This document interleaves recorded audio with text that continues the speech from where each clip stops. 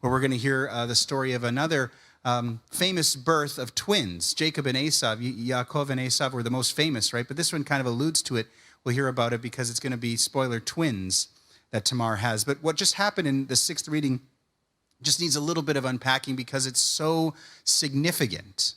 It's so significant. Tamar, you see the way she goes about it, right? She has these things, this collateral that Yehuda has left behind because she didn't trust her. She didn't know if he was going to be able to deliver the goat. She has his things, his staff, a few of his other accessories, right? And rather than publicly humiliating him, she waits until the last moment and says, the man who's the father of my children, these belong to him. And Yehuda realizes that it's him. And you see what he says there? He owns it.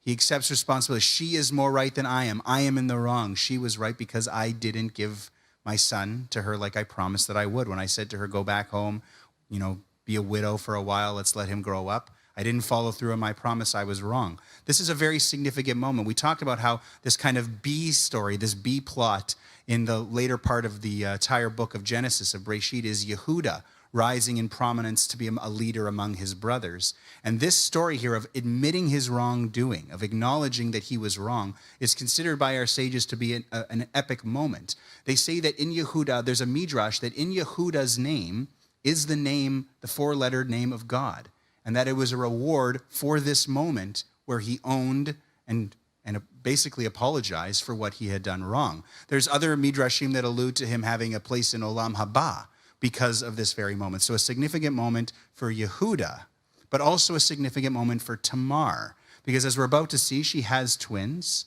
and one of those sons, 10 generations later, the grandson's son will be King David, which makes Tamar an ancestor for King David. And the ancestor of the messianic line, right? The Mashiach, our tradition says, will come from the line of King David. And it all starts, you could argue, right here with Judah, sure, but with Tamar. And the way she goes about it, the way she speaks up. The last thing I will mention is that she uses this phrase, haker na. Please examine these. Take a look at these. There's only 2 places. Some people wonder, what is this story doing here interrupting the Joseph story? Well, in the last chapter and in this chapter are the only 2 instances in the entire Tanakh where a character says, haker na. Examine this, please. Here it's Tamar saying, look at these things. Whom do they belong to? To whom do they belong? That's the dad. In the last chapter, it was when they brought Joseph's bloodied coat to Yaakov and said, examine this. Does this belong to your son Joseph?